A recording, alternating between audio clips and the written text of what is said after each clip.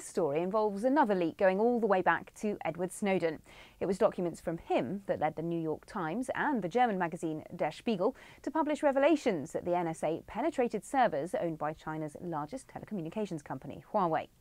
The operation, codenamed Shot Giant, was aimed at finding out whether the company had any links to the Chinese military, something that's worried officials here for years and led them to block Huawei from the American market, concerned that using its technology could let Chinese hackers in through the back door.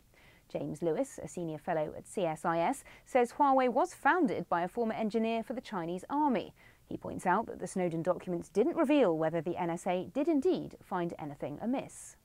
What we know is NSA took a hard look at Huawei, and the American government position became very, very strong against it. I don't know if there's a connection. I don't know what NSA found, right? But the fact that this company has put itself in this situation, in good measure has to do with its own actions. You know, every big telecom manufacturer in the world has a relationship with its government's intelligence services. It's when you don't admit to it, right, that people begin to get suspicious. But Huawei is in a strategic industry, and at the beginning of their efforts to penetrate the American market, they made an amazing number of missteps. And they could be as pure as the driven snow, but all the things they did only increased the suspicion of the American government. But Huawei, which is the second largest network equipment supplier in the world, says it has taken steps to allay those concerns, offering to let auditors test its equipment for vulnerabilities a few years ago and opening up about how its stock is owned. It's repeatedly been blocked from making investment deals in the US and other countries, including Australia, under American influence, something the company feels smacks of political protectionism, disguised as national security concerns. Its spokesman Bill Plummer wants to use these revelations as an opportunity to bring about change in the industry.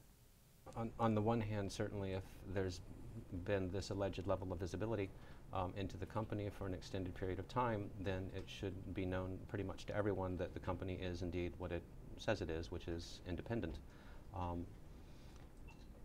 But I think that the issues that this raises are bigger than that. We should look at this as a catalyst, as an inflection point, a watershed moment for industry leaders like Huawei to come together and work on standards and best practices and universal disciplines that will raise the bar across the industry to make it more difficult for people to engage in this type of activity. Well, we're actually a remarkably open company, contrary to popular belief. But we are a young company, and we've had to learn to be, you know, we're about technology. You know, 70,000 of our 150,000 employees are in R&D. It's only been in recent years that we've learned a little bit better how to communicate and help share information. This latest news is certainly likely to complicate the months of effort that the Obama administration has put into confronting China over reducing cyber conflict and cyber espionage. The US has been concerned for years about Beijing's efforts to hack into American companies, organizations and government agencies, and this latest news certainly puts it on the back foot.